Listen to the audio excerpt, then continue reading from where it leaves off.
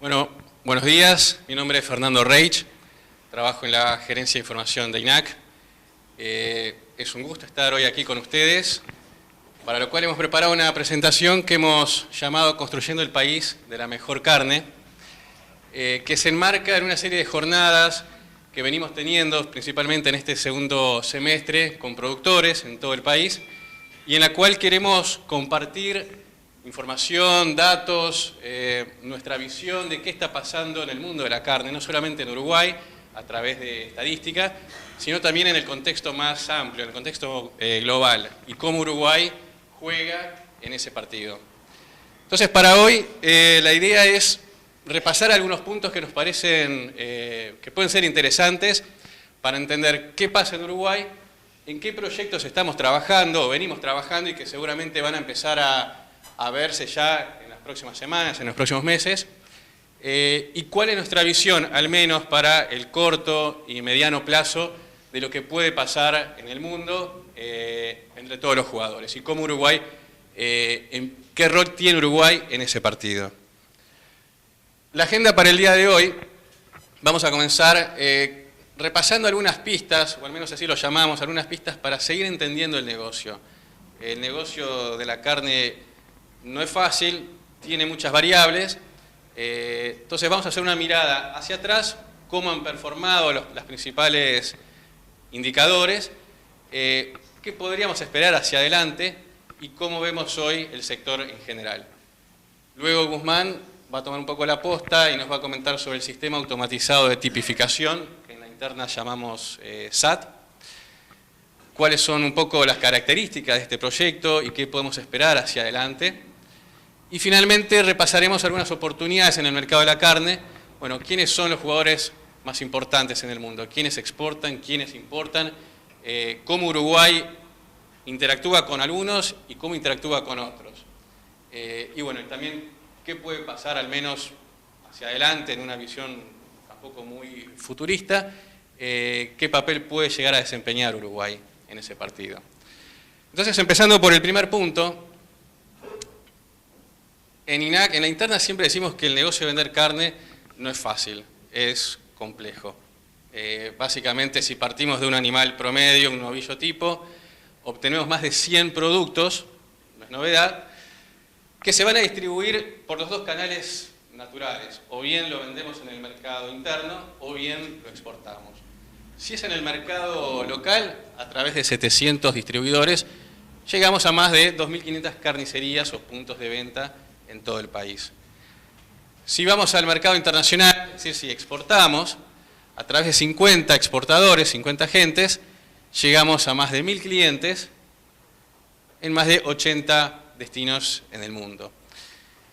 Este canal de exportación representa hoy el 75%, más o menos, de todo lo que se comercializa.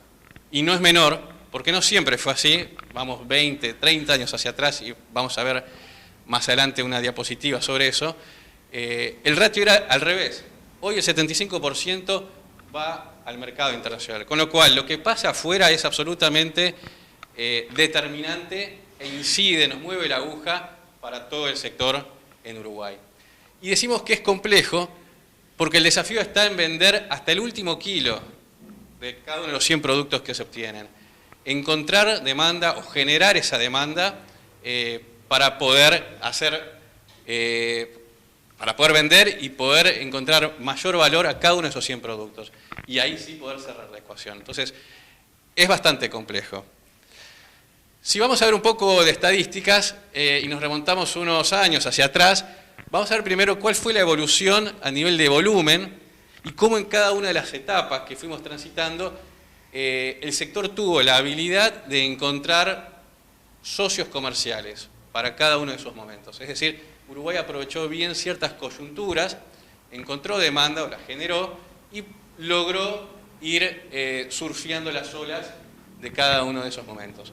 Si vamos del 97 al 2002, a ver si lo puedo marcar acá, digamos periodo complicado, en ese momento llegamos a vender algo más de 150.000 toneladas, lo cual, si lo vemos desde una perspectiva 2018-2019, digamos, fue un punto bastante bajo. Post-aftosa nos recuperamos, los mercados vuelven otra vez a mirarnos y logramos empezar a colocar carne, llegando incluso a niveles por encima de los 450.000 toneladas y teniendo a Estados Unidos, al NAFTA, como bloque, como principal socio comercial. Luego empieza el boom petrolero, llegamos a precios del barril en el orden de $150. Rusia se vuelve nuestro principal socio comercial en esos años, digamos 2008 hasta 2012 aproximadamente, con lo cual se vuelve un destino muy interesante para ese momento. Y de manera tímida, allá por 2008, 2009, 2010, aparece en rojo China, de forma marginal, pero bueno, estaba. Y a partir del 2013 sí se convierte en nuestro principal socio. Hoy, para que tengan cierta idea, China representa algo más del 55, entre 55 y 60% de todo lo que exportamos va a ese mercado. Entonces es un destino sumamente estratégico para Uruguay. No es el único, no quiere decir que los demás hayan desaparecido. Tenemos mercados con los cuales obviamente interactuamos, algunos más estables, con ciertas particularidades. Hablamos de Mercosur, en menor medida, Unión Europea, con cierta, digamos, estabilidad en los últimos años, Israel, y bueno, también hay otros destinos. Pero básicamente, entre esos 5 o 6 jugadores, es donde estamos hoy colocando el fuerte, el grueso de lo que exportamos a nivel de carne. Si miramos qué pasó con el precio para esos mismos años y cuál fue la evolución, nosotros lo llamamos IMEX, que sería el ingreso medio de exportación. Capaz que es un invento nuestro, pero básicamente es un promedio del precio de todos los cortes exportados, expresados en peso canal. Así como que los lleváramos a todos con hueso. Bueno, sacamos un promedio que llamamos IMEX y es el ratio, es el indicador que monitoreamos semanalmente y que publicamos también en la página de INAC.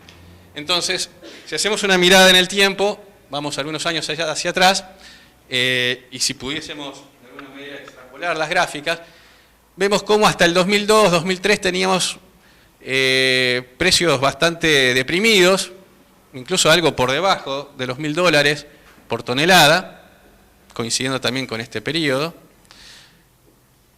Luego tenemos una recuperación con bastante vértigo, que nos lleva incluso a niveles bastante no visto antes, por encima de los $4.000, obviamente con ciertas disrupciones acá o acá, pero llegamos a un nivel bastante alto. Luego tenemos un periodo de estabilidad con obviamente fluctuaciones, algún momento por encima, otros por debajo, pero digamos en el orden de los $3.800 por tonelada.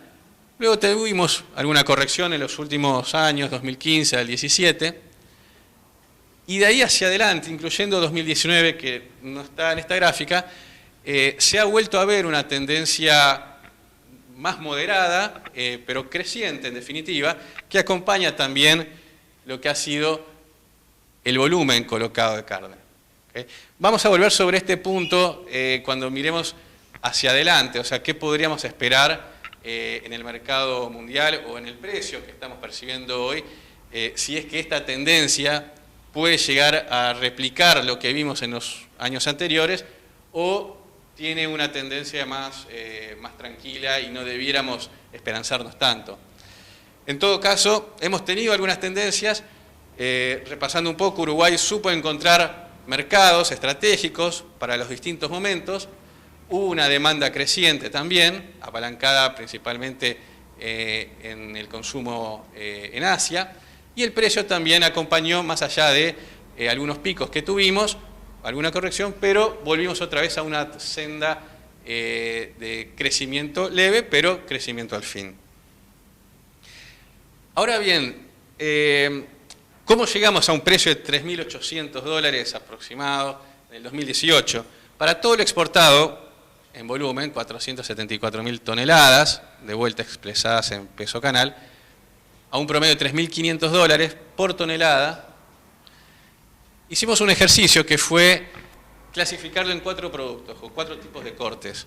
Lo que es congelado, con hueso sin hueso, o enfriado, con hueso sin hueso. Y de todo eso llegamos a un promedio que son 3.522. Lo que vamos a ver es que no necesariamente, al ser un promedio, obviamente, toma distintos precios, distintos cortes, cada uno de estos 4, y vamos a ver la ponderación que tiene cada uno. Para hacerlo un poco más gráfico, lo que es congelado nos representa prácticamente el 90% de lo que exportamos. Con hueso sería un 11% y sin hueso el 77%. Luego tenemos enfriado, que es muy marginal, enfriado con hueso un 1% y enfriado sin hueso 11%. Si vamos al primer bloque, congelado con hueso, en donde exportamos el 11%, China es nuestro principal mercado, principalmente con cortes del delantero y asado, y obtuvimos un precio de casi $3.000 por tonelada, o sea, $2.999 por tonelada. Enfriado con hueso, principalmente en la región, a nivel de Mercosur, cortes de asado, $3.439 por tonelada. Congelado sin hueso, y acá viene la parte gruesa, colocamos el 77%. Si bien China fue el principal mercado, no fue el único.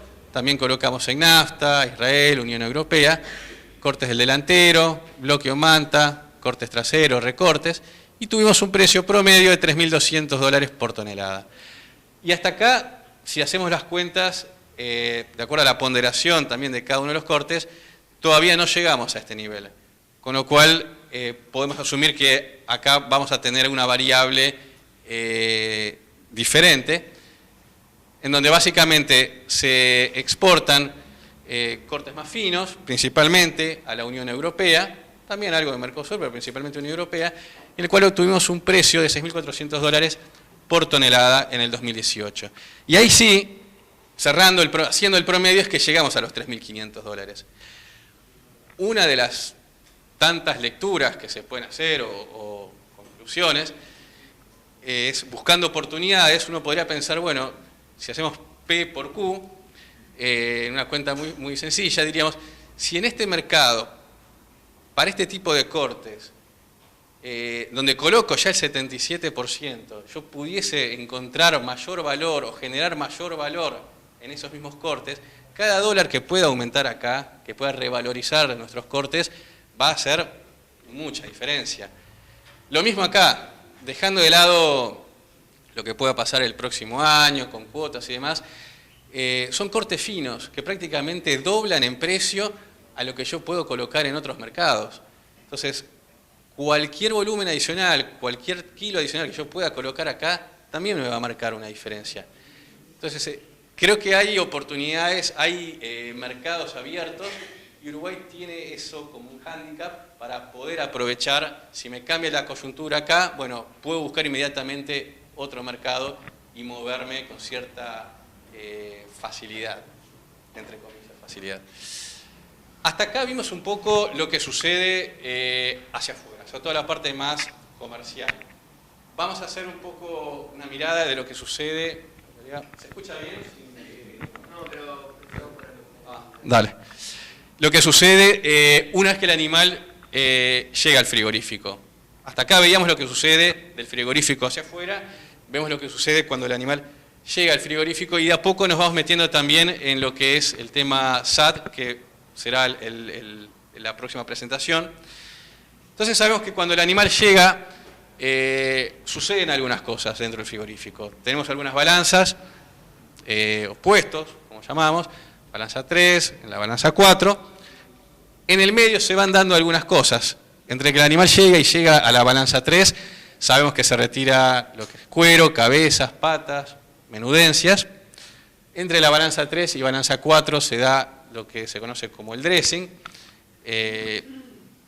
Haciendo un poco de repaso, el dressing es esa operación en la cual se extraen ciertas estructuras ya definidas con el fin de obtener medidas bastante homogéneas o estándar. Y vamos a volver un poquito más sobre eso también. Y en un ejercicio promedio, datos reales, un animal que llega con 510 kilos, llega a la tercera balanza con 300, producto de lo que se retiró en el medio, y obtiene un peso promedio en cuarta balanza de 277 kilos. ¿Okay? Y en esta balanza vamos a hablar de dos temas. Uno es la tipificación, que vendrá en la presentación del SAT, y el otro es una variable que va a empezar también a ocupar parte de lo que queda de la presentación, que es el rendimiento. ¿Tá? ¿Y qué es el rendimiento y qué variables influyen en el rendimiento? Un paréntesis sobre el dressing. Veíamos, el dressing es esa operación donde retiramos ciertas estructuras para obtener medias más homogéneas. Hay estructuras que de retirarse sabemos que se retiran todas. Hablamos de, por ejemplo, lo que es la médula, rabo, que de sacarse sacamos todo. Algunas estructuras que no tienen un límite definido. Pueden ser excesos de grasa, por ejemplo, o a la eliminación de algunos coágulos. Y tenemos un dressing sanitario que atiende más a lo que son hematomas o abscesos que puede tener el animal o la media cuando llega. Con datos más estadísticos, en el 2018 el dressing representó un 7.8%. ¿Okay? El límite definido, que son esas estructuras que retiramos todas, tiene una ponderación del 65% dentro de este 7.8%. El límite no definido tuvo una ponderación del 25%. Y el límite sanitario, un 10%. El límite definido está reglamentado, o sea, está por decreto, se sabe exactamente qué estructuras se retiran. El límite sanitario no depende de INAC, o sea, tiene que ver mucho cómo llega el animal al frigorífico. E INAC sí juega un rol en este punto, en el límite no definido, en donde básicamente controla que las estructuras o los límites las estructuras que se retiren, bueno, se retiren porque corresponden ser retiradas y en la medida que corresponden ser retiradas. Entonces volvemos un poco a lo que habíamos visto en la cuarta balanza, en donde íbamos a hablar de un poco de tipificación y de rendimiento. Yo me voy a enfocar en la parte más de rendimiento, y ahí la pregunta que nos hacíamos, y también que fuimos escuchando en varias presentaciones, es ¿qué determina el rendimiento? ¿Qué variables influyen en el rendimiento? Y primero, si el rendimiento es importante para el productor, y si lo es, ¿qué lo determina? Y ahí empezamos a armar alguna tesis que después con números, y ahora los vamos a ver, empezamos un poco a clarificar. Y veíamos, bueno, ¿lo determina el dressing o la calidad del animal? En nuestra teoría, que después la quisimos refutar con números, la calidad del animal es absolutamente determinante en el rendimiento. O vale decir, el dressing no determina el rendimiento. ¿Y por qué la calidad del animal? Bueno, entra lo que es la genética, entra el manejo del animal, cómo llega el animal también, y también hay otros factores. Poniéndolo en números, que es la mejor forma también de hacer el ejercicio, fuimos algunos años hacia atrás, 4 años hacia atrás, y en azul, simplemente a manera de verlo bien gráficamente, pusimos lo que fue el rendimiento semanal en esos 4 años. Y en naranja, lo que fue el dressing para ese mismo periodo. Y lo que empezamos a ver es algunas cosas. Sin ver los números, así a simple vista, uno diría, bueno, hasta acá 2017 queda por decreto el dressing, y veo una baja sensible. Y veo también, más allá de las fluctuaciones propias a nivel del año, veo un rendimiento que ha tenido una tendencia creciente en los últimos años. Entonces, lo ponemos en número y veíamos que en el 2015, en cuarta balanza, teníamos un rendimiento de algo más del 53%, 2016 53.3%, 54% en el 2007, y 2018 llegamos a 54.2% de rendimiento. Es decir, aumentamos un punto en esos 4 años. Si vamos para el lado del dressing, empezamos en 2015, o tuvimos en el 2015 un promedio de 8.8, 2016 8.8, 2017 ya por decreto tenemos una baja sensible en el dressing a 7.7 y 2018 cerramos en algo parecido, 7.8. Entonces vemos que en el transcurso del tiempo, en los últimos 4 años, Si bien el rendimiento aumentó, el dressing disminuyó. Es decir, la correlación entre ambas variables es muy marginal, o sea, no determina una a la otra. Y algunas ideas a veces pueden sonar obvias, pero no lo son tanto cuando uno lo pone en números. Hicimos un ejercicio real, 255.000 animales con peso en pie individual, y empezamos un poco a cruzar los números, a cruzar bases, a armar interacciones, y veíamos dos conclusiones. La primera, el dressing no determina el rendimiento de un animal.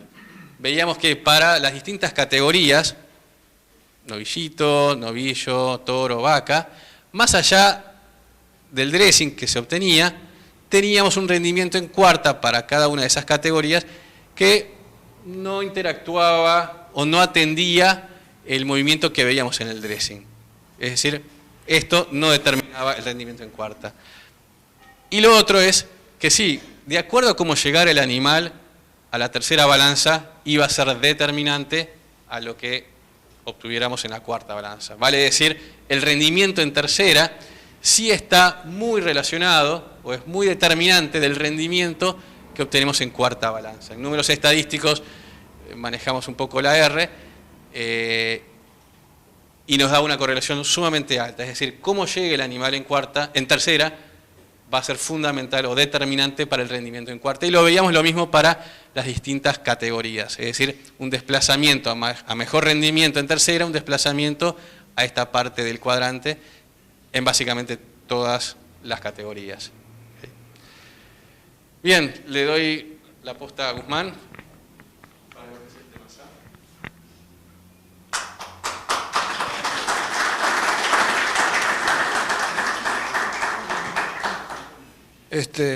Bueno, buenos días. Mi nombre es Guzmán Becio, soy veterinario, trabajo en la Gerencia de Calidad del Instituto Nacional de Carne.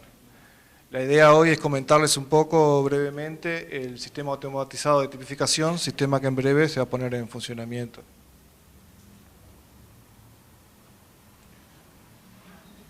Bueno, primero vamos a hablar un poco de lo que es la tipificación. Al final de la faena se realiza una evaluación de la canal, donde se clasifica previamente y se tipifica, o sea, se asigna la conformación y la terminación. Como ustedes ya saben, la conformación está constituida por las 6 palabras de la palabra INACUR, siendo la I la conformación de mejor calidad y la R la conserva. En el caso de la terminación, que es la cobertura grasa, los grados van del 0 al 4. Siendo 0 casi inexistente grasa y 4 mucha cobertura. Bueno, ¿por qué se determina la tipificación? Básicamente la tipificación es la primera medida de calidad.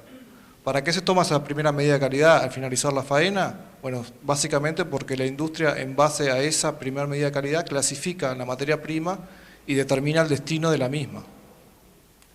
A manera de ejemplo, acá mencionamos, por ejemplo, normas nacionales que hasta hace poco limitaban la distribución de carne al abasto, que fue modificado con el decreto del 2018-401.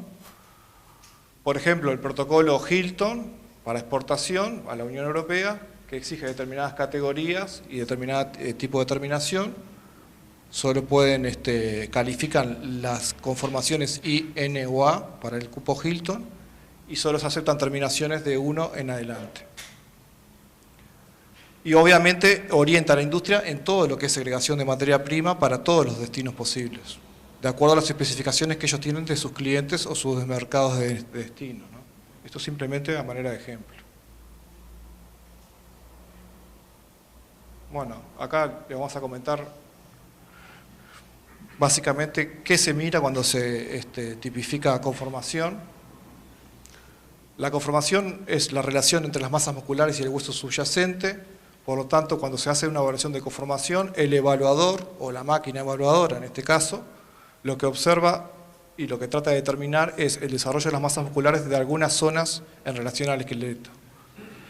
Acá en la primera imagen tenemos el largo de la canal, es importante porque habla del volumen de las masas musculares.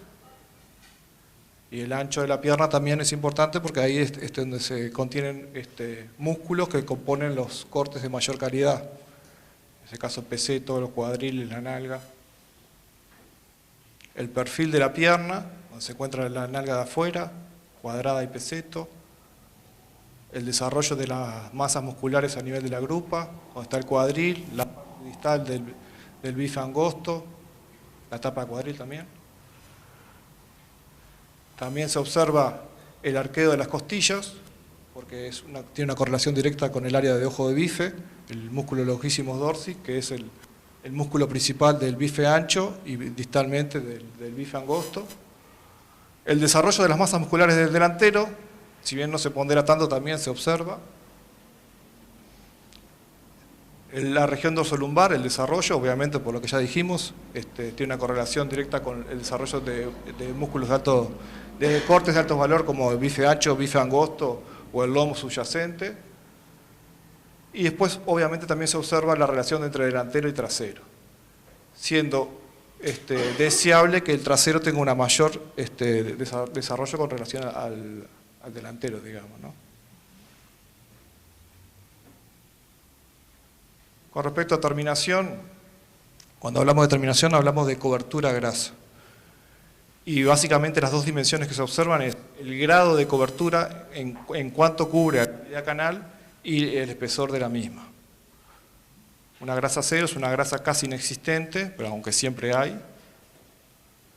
En el caso de la grasa 1 es una grasa que está mal distribuida y que no cubre la totalidad de la canal. Hay algunos espacios donde está sin cobertura. La grasa 2 es una grasa que es bastante completa y cubre la mayor parte de la canal. La grasa 3 es lo mismo que la 2, lo único que en algunas zonas empiezan a formar cúmulos, sobre todo acá en la zona de la verija, en la zona del cuarto delantero, en la parte de la paleta. Y la grasa 4 es cuando ya hay muchos cúmulos en distintas zonas de la media canal.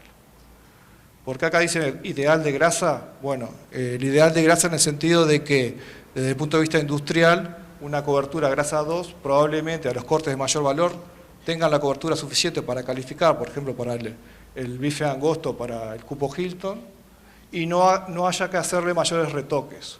O sea, estas coberturas también son buenas, se pueden obtener los mismos cortes, pero es más ineficiente porque hay mucha grasa que sale en el desosado, ¿no? Eso desde el punto de vista industrial.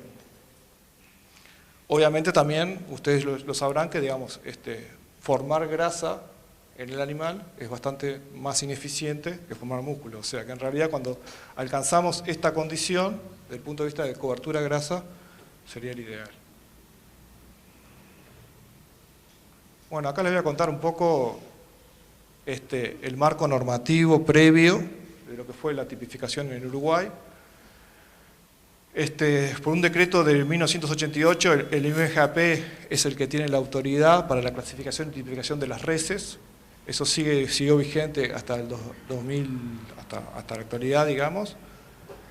En el 1999 hay una resolución del Ministerio donde le delega la responsabilidad a los establecimientos de faena de hacer la tipificación y clasificación bajo la supervisión del Ministerio, aunque en algunos establecimientos aún el Ministerio hacía directamente la tarea. Y el decreto 310, que es el decreto que incluye el SAT, y también es el decreto que norma el dressing, modifica el marco normativo y traslada la competencia a INAC.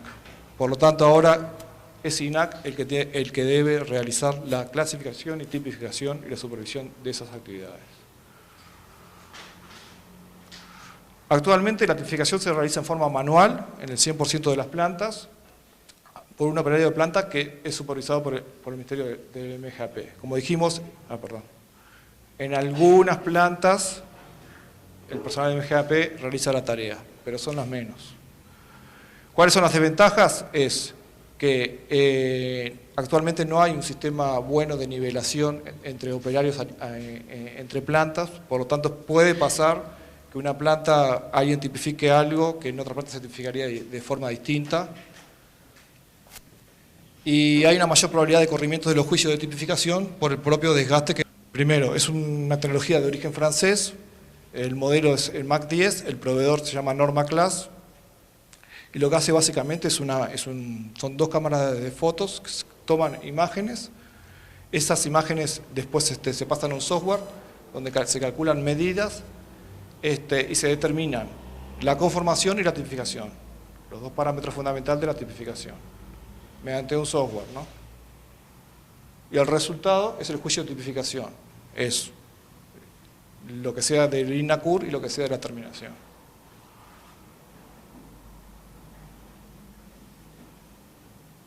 Bueno, ¿por qué el SAT? Justamente, la idea era, INAC hace más de 10 años instaló las cajas negras a nivel de la industria.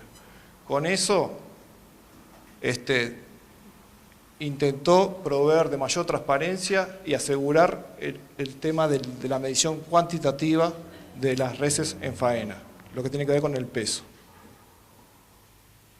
Lo que quedaba pendiente era tener una medición objetiva de la evaluación cualitativa, o sea, de la medida de calidad de la que estábamos hablando, que es la tipificación. El SAT viene a aportar ese segundo elemento. Bueno, ¿qué otras cosas aporta el SAT? Bueno, el SAT permite un sistema de gestión porque permite objetividad, analizar la calidad del ganado enviado a faena. Y eso permite un feedback entre industria y productores que permita tomar mejores decisiones, ya sea a nivel de predio o a nivel de industria. Permite una mayor profundidad en el análisis de la información y a su vez se puede complementariamente acceder a las imágenes y cotejar las diferencias o las discrepancias. Y la idea es aportar transparencia, disponer de mayor información, de mejor calidad para todas las partes involucradas. Bueno, acá les voy a mostrar el equipo. Como dijimos, son dos cámaras de fotos. Acá están las dos cámaras, son dos cajas, ¿no?, que tienen la cámara enfrentada. Esto es una lona verde que hace como un marco, que lo que hace es separar la imagen del ambiente, ponerla, digamos, homogeneizar las fotos, de alguna forma de decirlo. Esto es una barra posicionadora, está esquematizada acá, pero acá tienen la foto. Acá está en su posición rebatida, o sea, está baja, esto se levanta y queda horizontal, que es la que acomoda la media canal en el momento de tomar la foto. Acá son sensores que le avisan a la máquina cuándo tomar la foto y cuándo de la media sale. Y estos son luminarias, que también lo que hacen es aportar un contexto o una iluminación correcta para la toma de fotos. Son 4 tubos LED. Acá están. Acá se ve mejor. Por lo tanto, saca una foto del trasero y otra foto del delantero, por cada media canal.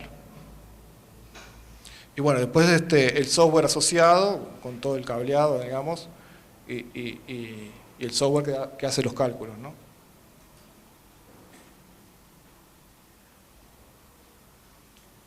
Bueno, esto es cómo funciona. El MAC 10 toma una foto exterior del lado izquierdo y una foto interior del lado derecho. Con esas 4 fotos hace el cálculo de la tipificación. Bueno, la política de difusión de imágenes prevé que se encuentren disponibles en el sitio del productor durante 90 días luego de la faena, a partir del cierre de la faena.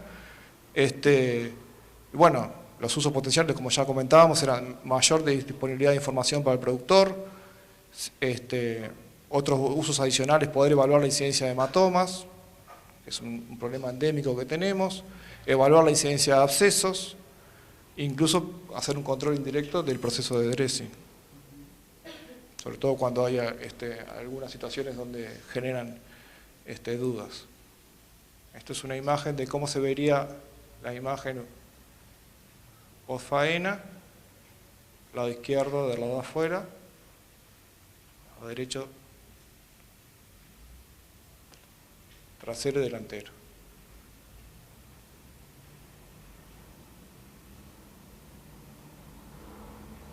La tipificación manual va a seguir existiendo. ¿Cuándo va a suceder? Bueno, primero, en las plantas que no tengan equipo automático, obviamente se va a seguir haciendo la tipificación manual. Recuerden que en el 3% de la faena, esas 12, 14 plantas que no van a tener equipo instalado. son las plantas más pequeñas. También va a haber tipificación manual cuando la máquina devuelva un código de error, cuando la máquina por algún motivo no pueda tipificar. Por ejemplo, queda una media canal retenida por algún motivo, sanitario o algo, viene la media canal, el operario tiene que tipificar porque tiene que emitir la etiqueta en el momento. Un ejemplo. En principio la categoría de terneros y toros y los animales inferiores a 120 kilos no son tipificados. Esto es una limitante de la tecnología. O sea, animales en cuarta balanza inferiores a 120 kilos, o sea, las dos medias, no los puede tipificar. El caso de los toros, probablemente a futuro sí se puedan tipificar. Lo que pasa es que actualmente la muestra no tiene los suficientes toros como para poder tomar las medidas. En el caso de comisos parciales o dressing sanitario muy intenso también, eso evidentemente porque se deforma la media canal, y bueno, las plantas sin SAT como decíamos. Este es el cronograma de instalaciones. En realidad actualmente, esto no está actualizado esta presentación, las máquinas están instaladas en las 26 plantas, que son estas que están ahí. Ya tienen todas las recepciones iniciales, o sea, básicamente la parte de infraestructura está ok para empezar a funcionar. Todavía restan algunos ajustes de software y pruebas en cada planta para verificar, validar, digamos, que la precisión del funcionamiento de la máquina es igual a la de los jueces expertos. Y bueno, se tiene pensado hacer un cronograma de puesta en funcionamiento escalonado. Como decíamos, vamos a ir probando máquina, planta por planta para verificar la precisión. Cuando alcance la precisión deseada, se va a dar de alta, se va a hacer la recepción definitiva y se va a poner online. Y bueno, todo esto va a llevar a una fase de transición, mientras termine la implementación, del sistema en todas las plantas previstas. O sea que estamos en la etapa de que tenemos toda la infraestructura instalada y estamos empezando a probar en algunas plantas la precisión de la ecuación para luego ponerlo en funcionamiento.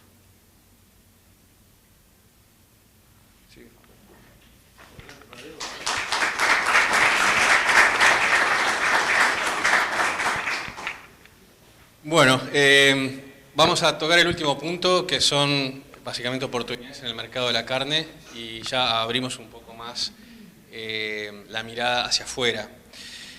La idea es compartir desde nuestra visión qué está sucediendo en el mundo y qué oportunidades y desafíos se le plantean a Uruguay en ese contexto. Entonces hablamos, el ganadero es un exportador, y volvemos un poco al gráfico que mostrábamos bien al principio. Bueno, no era gráfico, mostramos el canal de exportación y hablamos que el 75% va hacia la exportación. Y decíamos que no siempre fue así. Si vamos varios años hacia atrás, 1960, algo más del 20% apenas se exportaba. Eso fue cambiando, llegamos al 2000, y más o menos 50% se exportaba y el otro 50% se comercializaba en el mercado local. A partir de ahí cambió un poco la figura y llegamos a los números que hoy manejamos en el orden del 75%. La lectura que tenemos que hacer es, una de las tantas, y esa es un poco nuestra visión, es estar atento a qué pasa afuera. Ya no es lo que pasa acá adentro. O sea, hoy el 75% va hacia afuera. Entonces es importante entender quién está demandando, quién está ofreciendo, qué acuerdos hay, qué sinergias se están creando entre los distintos bloques, con quién competimos y qué accesos tenemos nosotros, qué barreras tenemos y cuáles son los pasos que tenemos que seguir dando. Porque en la medida de que hoy estamos muy abocados a esta parte, al mundo en general, todo lo que pase ahí o deje de pasar tiene una incidencia hacia atrás en la cadena. Entonces, tenemos que estar atentos y entender cuál es el contexto en el mundo.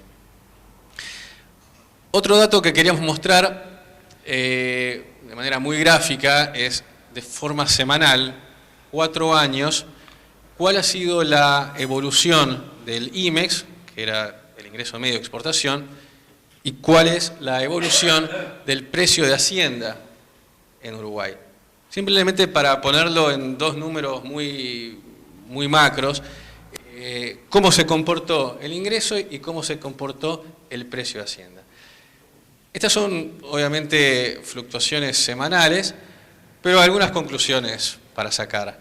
En el mediano y en el largo plazo, la correlación entre ambas variables es muy alta, más allá de disrupciones locales o internacionales que puedan darse en algún momento, se vuelve después a un equilibrio y vemos que hay un acompañamiento de la una con la otra, no siempre obviamente tan homogéneo, pero hay un acompañamiento en la tendencia. Lo otro también interesante es qué pasa cuando las dos líneas se cruzan o una queda por encima de la otra. ¿Cuál es el equilibrio saludable que idealmente debiera existir? Bueno, algunas consideraciones. Idealmente, uno pensaría que la línea azul, o sea, el ingreso que se percibe por la comercialización, debía estar por encima de la línea roja, que es el precio de la Hacienda. ¿Cuánto más por arriba? Ya es más subjetivo, pero sí algo más por arriba, en la medida de que no solamente alcance para cubrir el precio de Hacienda, sino que también quede para cubrir sueldos, inversiones y demás costos que puedan existir del lado del frigorífico. Que estén juntas las líneas significaría que, bueno, alcanzo a cubrir el precio de Hacienda, pero no me alcanza para lo demás. Y ahí empieza un poco a generarse presión sobre los márgenes. ¿Qué pasa en los últimos meses? Donde empezamos a ver una línea roja por momentos por encima del IMEX. Bueno, ahí es donde realmente empieza a haber más presión, donde el precio de la Hacienda o el ingreso que obtengo por la comercialización no me alcanza ni siquiera para cubrir el precio de Hacienda. Entonces, no siempre se da, obviamente, como veíamos en el mediano plazo, vuelve otra vez al equilibrio, pero si miramos algún pasaje más reciente, es un poco la coyuntura que hemos visto. Fundamentos del mercado, y ya abriendo un poco más la mirada hacia afuera. ¿Qué ha pasado en el mundo? Miramos 2000 a 2019, casi 20 años, y algunas anotaciones. Lo que es la importación de carne, hemos pasado de una importación de 6 millones de toneladas, menos, en el 2000, a estar en 9 millones de toneladas. Es decir, una buena noticia, el mundo ha demandado más carne. La importación de carne ha aumentado sustancialmente en los últimos 20 años. La otra buena noticia es que el consumo de carne, si bien ha aumentado, se ha apalancado mucho más en la importación. Es decir, el mundo demanda más carne, pero también esa demanda se ha visto cubierta por la importación de carne. Entonces, desde el punto de vista del volumen, es una buena noticia para nosotros. El mundo sigue estando ávido de carne, incluso más demanda carne a través de importación. No necesariamente eso va a estar acompañado del precio. El precio también se va a ver afectado de acuerdo a la oferta que haya de carne. Si hay más carne, todo el mundo produce más carne, bueno, va a tener cierta incidencia en el precio. Pero por lo menos del lado de la demanda, hay una demanda sólida, hay una demanda que ha venido creciendo y hay una demanda que se ha apalancado hoy en niveles de 15% del consumo en la importación. Y nosotros, teniendo un perfil exportador, es sin duda una buena noticia. ¿Qué hablamos de hándicap o ventaja competitiva tiene Uruguay? Quisimos un poco armar la canasta de cortes que exporta Uruguay y lo ordenamos de la siguiente manera. Un 32% atiende a lo que son bloques y recortes, un 29% de lo exportado atiende a cortes del delantero, un 23% a cortes traseros, 9%, prestan atención, son cortes finos, que era lo que veíamos en el cuadrante que va a la Unión Europea, que obtenemos $6.000 por toneladas. Si lo ponemos en términos porcentuales es apenas el 9%, pero marca una diferencia importantísima a nivel de precio. Y lo demás ya son marginalmente productos cárnicos y asado. ¿Cómo entra esto? ¿Qué match hace a nivel de mercado según la demanda que obtenemos? China es un ejemplo muy bueno porque de alguna manera replica de manera muy parecida, vale la redundancia, a la canasta de cortes que exportamos. Más o menos nos compra bastante parecido a lo que tenemos en bloques de recortes, el cortes del delantero, cortes del trasero. Es decir, China es un mercado sumamente estratégico, más allá del volumen, también en los productos y en los cortes que nos demanda, que son básicamente los que nosotros tenemos para ofrecer y los que exportamos. Luego ya tenemos otras particularidades en otros mercados. Si vamos a NAFTA, principalmente hay una mayor concentración en esta parte, en lo que son bloques y recortes. Si vamos a Unión Europea, podemos obtener, o sea, lo que son cortes del trasero o cortes más finos. Y en Israel, cortes del delantero. Algo novedoso en este año, quizás con datos, al menos al primer semestre, empieza a entrar Japón, de manera todavía tímida, pero ya tenemos algunos datos. Y hasta ahora lo que vamos viendo es principalmente hay una demanda o había una colocación de cortes finos, al menos con datos en los 6 primeros meses del año. Búsqueda de valor, y ese es el desafío que empezamos un poco a querer mostrar. Hablábamos de la evolución del precio y del vértigo que habíamos visto principalmente del 2002 al 2010, llegando incluso a niveles récord. Luego vimos alguna estabilización, alguna corrección, y vimos si, al menos 2018-19, un crecimiento que uno pensaría, bueno, vamos a volver a ver algo parecido a esto, o esto va a seguir medio tímido.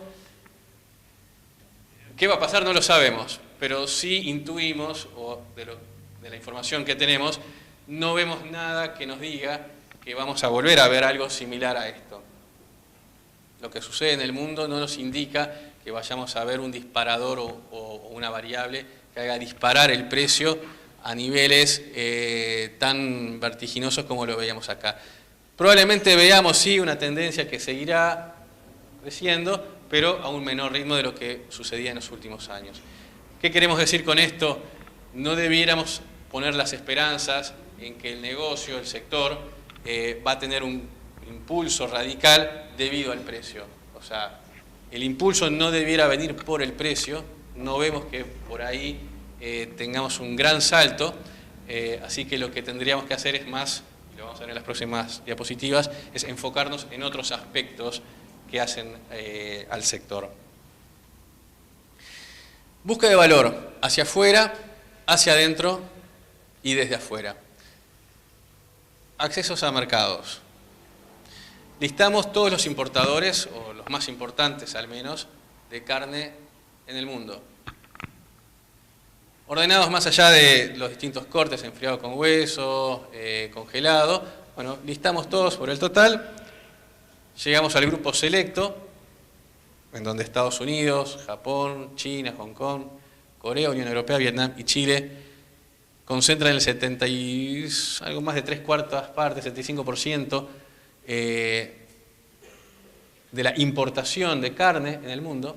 ¿Y cómo entra Uruguay en ese grupo? Básicamente Uruguay comercializa o tiene nexos comerciales con casi todos los de este grupo, salvo Vietnam, lo cual desde un punto de vista de quiénes son los grandes demandantes, bueno, nosotros interactuamos con la mayoría de ellos. O sea, no tenemos un tema, una barrera comercial que nos impida generar negocios con estos jugadores.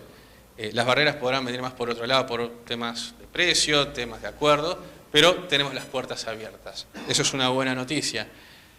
¿Qué pasa desde el lado del exportador? O sea, nosotros como perfil exportador, ¿cómo nos ubicamos dentro de los distintos exportadores? Y armamos un índice que llamamos índice de acceso sanitario, y básicamente es de la demanda de cortes y productos cárnicos en el mundo.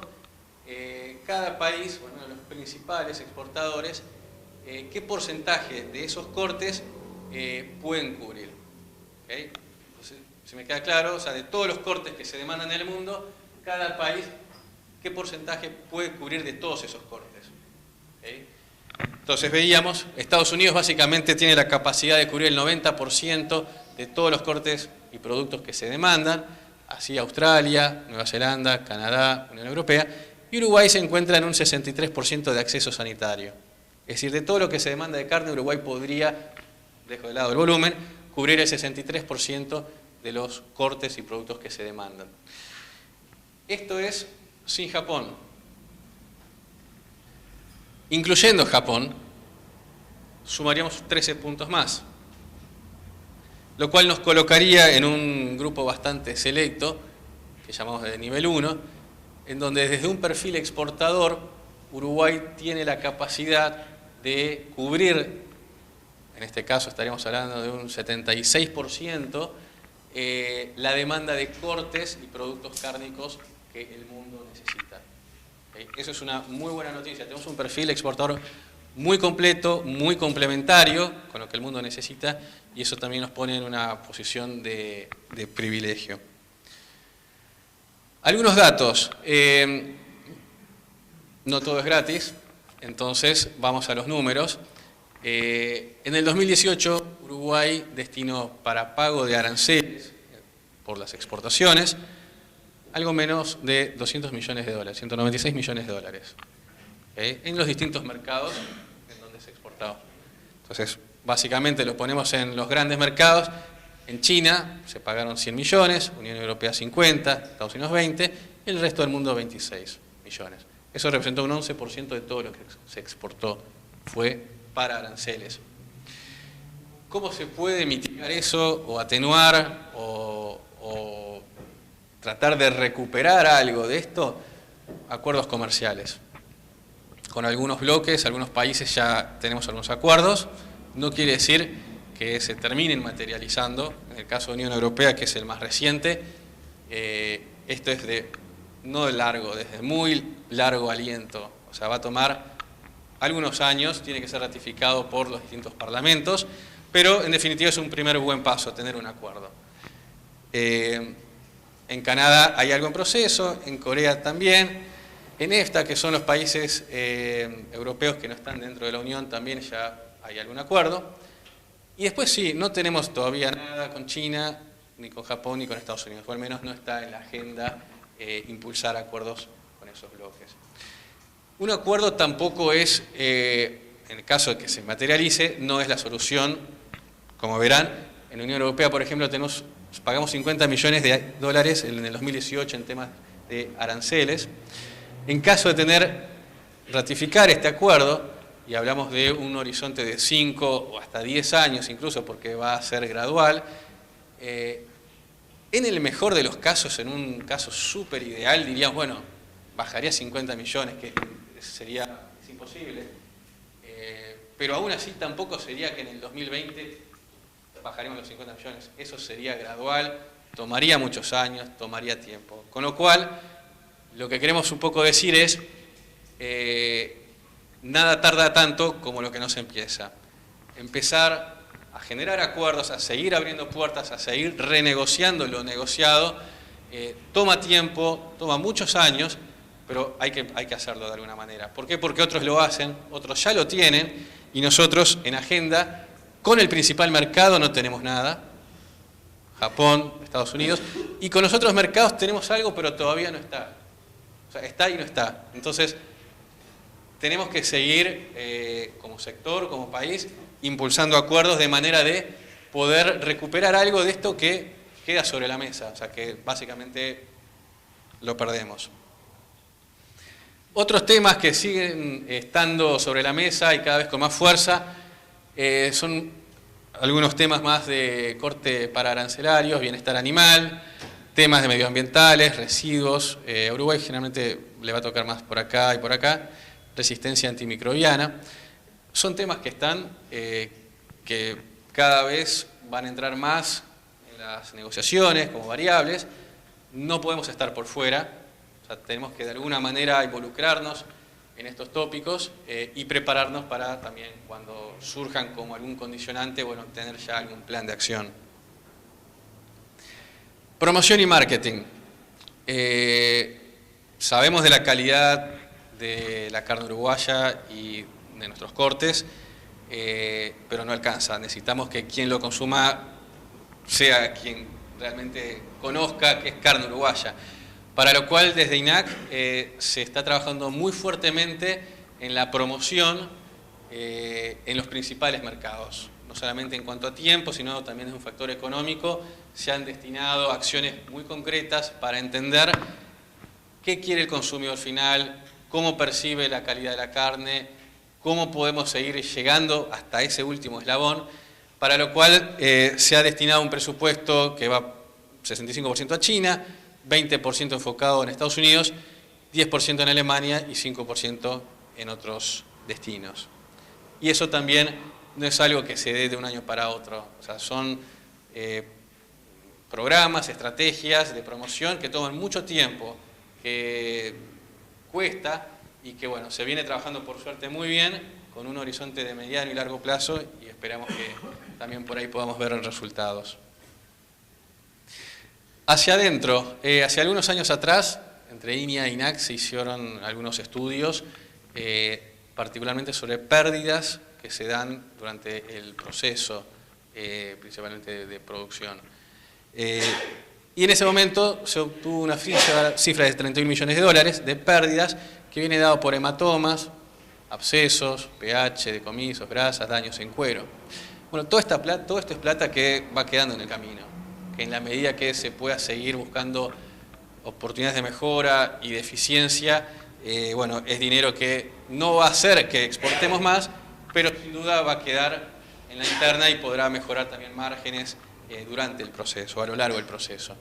Pero en todo caso, entre este 2% y el 11% que veíamos anteriormente, bueno, es un 13% que no es nada despreciable en la medida que podamos encontrar oportunidades de ajustar algunas cosas.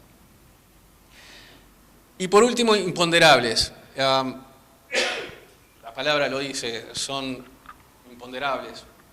En este caso, nos toca uno, que es la peste porcina, que nos juega a favor, y bienvenido, pero también los imponderables se diluyen, pierden su efecto y en el mediano plazo todo vuelve a su equilibrio y van a aparecer otros imponderables. En este nos jugó a favor, otros puede que no nos jueguen tan a favor y tenemos que estar preparados, con lo cual un poco la conclusión es, más allá de lo que pasa en el mundo, que es importantísimo, sobre todo para nuestro perfil, tenemos que seguir buscando puntos de mejora, puntos de ajustar, de invertir, de capacitar y de ser más eficientes durante el proceso. Ya veíamos costos y pérdidas que tenemos, pero también prepararnos para atenuar, por ejemplo, en este caso, imponderables que sí o sí van a seguir viniendo de distintos lados. Y de nuestro lado es todo, y quisiera agradecerles por el tiempo, y bueno, quedamos abiertos a preguntas.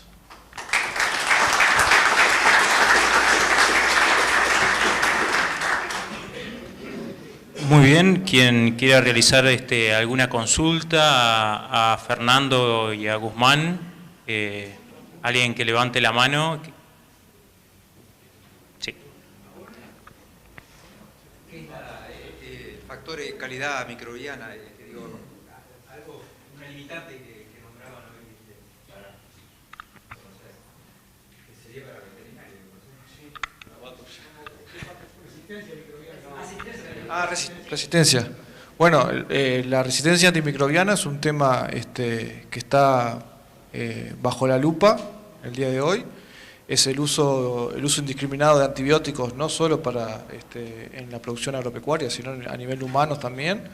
Está generando gérmenes resistentes y bueno, son problemas que se vienen a futuro, que no se van a resolver inmediatamente, pero que hay que tratarlos. O sea, el uso adecuado bajo prescripción de los antibióticos es indispensable para evitar, digamos, empeorar la situación actual con respecto a eso. Porque, rápidamente, ¿de quién son los equipos del SAP? ¿Quién los pagó? ¿Cuánto costaron? ¿De quién son? SAP pagó, Jorge. ¿Quién los pagó? ¿Cuánto salió, Jorge? No, no son míos. Buenos días.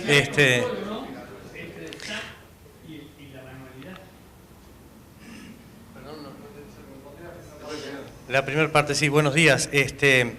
El proyecto lo llevó adelante INAC por mandato de un decreto que le asignó a INAC la responsabilidad de hacer una compra. Fue con fondos del instituto. Todo este proceso fue no solo informado, sino aprobado a nivel de lo que es la Junta del Instituto Nacional de Carnes. Y el plan ha sido monitoreado, digamos, a nivel institucional. El equipo, la compra de equipos, la instalación y el mantenimiento por 5 años, un mantenimiento de funcionamiento, de garantía de funcionamiento, anda en unos $2,5 millones para las 26 plantas. Esa sería un poco la cifra global del equipo. No sé si respondo, pero más o menos por ahí. Es poca plata. El señor preguntaba sobre los controles de la tipificación manual. Sí. Bueno, como dijimos, el sistema de tipificación es un sistema nacional.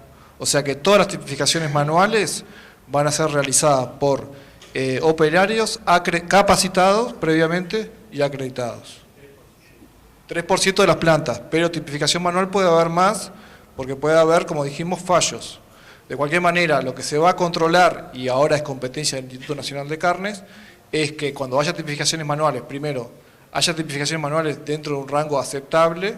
La idea es que la máquina tipifique por lo menos el 90% de las canales, y a su vez que las tipificaciones manuales las realicen operarios que estén capacitados y competentes, y a su vez verificar la precisión de esas tipificaciones manuales también.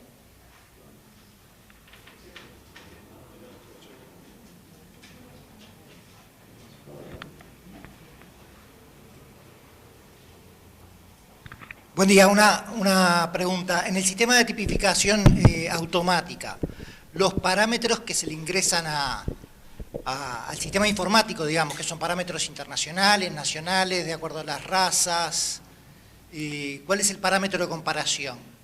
No, la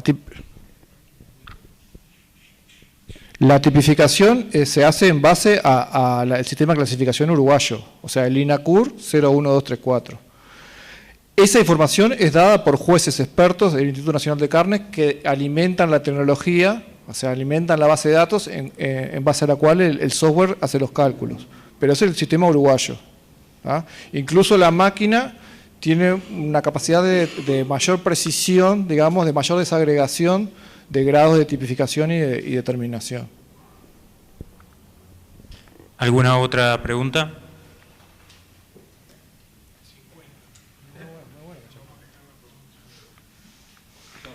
Buenos días. Para la llegada al productor de este sistema, ustedes dijeron que el acceso iba a ser por la página, en el sitio del productor. ¿Eso dónde sería? ¿Cómo sería por internet?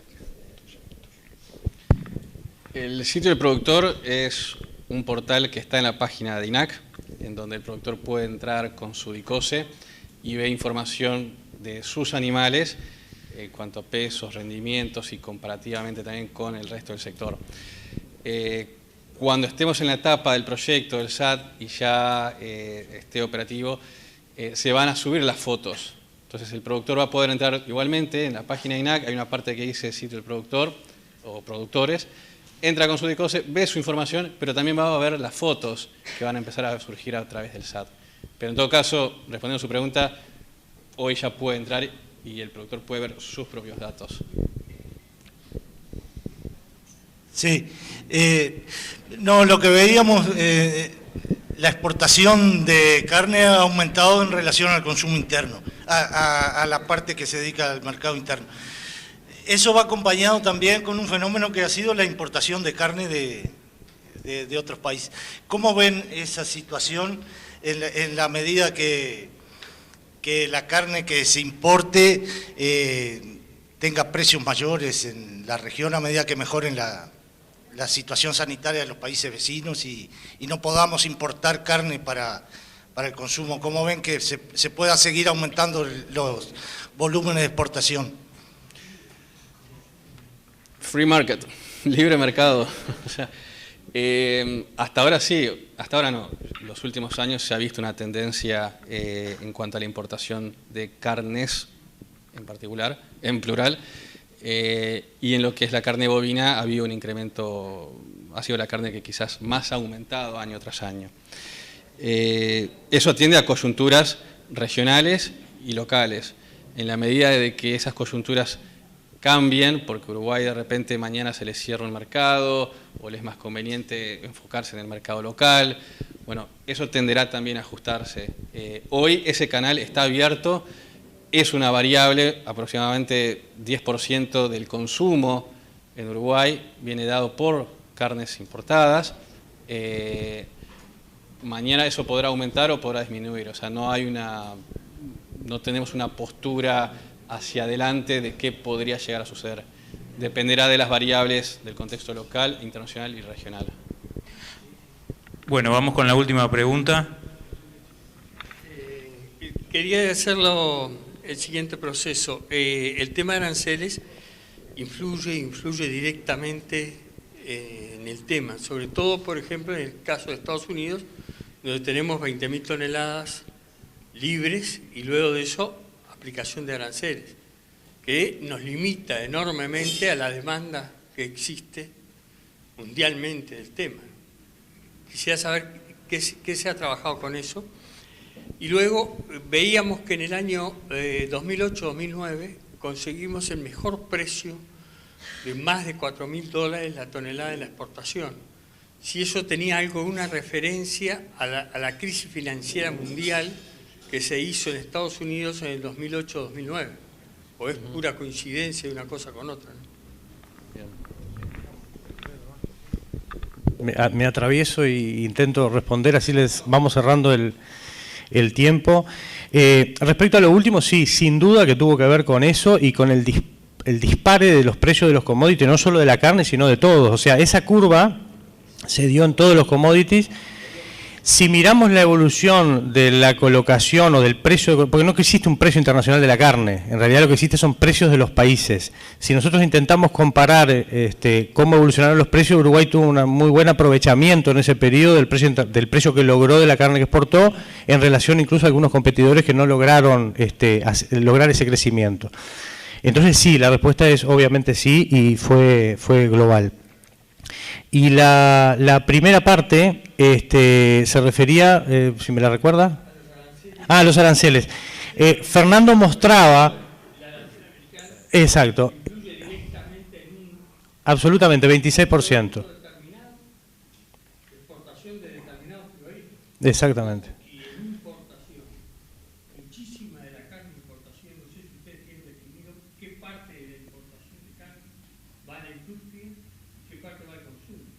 ¿En Estados Unidos? En Estados Unidos, sí, respecto a Estados Unidos, la mayor parte o casi todo lo que exportamos son recortes y hay algunos cortes finos y algunos cortes con alguna valorización de certificación, pero prácticamente para hamburguesas y carne magra. Respecto al tema del arancel, sí, es cierto, usted dijo, tenemos 20.000 toneladas habilitadas que la gestiona INAC, a través de las industrias que están que son propietarias de las partes de los cupos por cada año, pero cuando decimos que no hay un TLC o un trabajo, es que en algún momento hubo alguna oportunidad, pero en ese momento se entendió que no era el momento y Uruguay dijo por ahora no, y por ahora no ha vuelto, el tema no ha vuelto, digamos, fue Uruguay que dio el paso de decir, porque implicaba no solamente para la carne, implicaba un TLC, implicaban todos los productos y se tomó la decisión de no avanzar en ese sentido y bueno, eso es lo que quedó, digamos, en esta situación. De todas maneras, Uruguay logró precios con Estados Unidos que siempre exportó por encima de la cuota, es decir, aún pagando el arancel, a Uruguay le convenía determinados recortes colocarlos en Estados Unidos. Eso no se ha dado en el último periodo y ha bajado y simplemente se ha intentado cubrir la cuota porque sí es competitivo sacándole ese arancel, porque apareció el mercado de China, que Fernando muy bien decía que realmente es un mercado muy particular, porque no solamente lleva todos los productos, sino que no tiene techo, no tiene cupo, compra todos los cortes y tiene un arancel que es del 11%. Entonces, es un mercado que tiene esas características que, bueno, que ha hecho que se desvíe carne de Israel para ahí, que se desvíe carne de Estados Unidos para ahí y que sea el 60% de la carne, sin duda. Pero fuimos nosotros los que dijimos con Estados Unidos, por ahora no.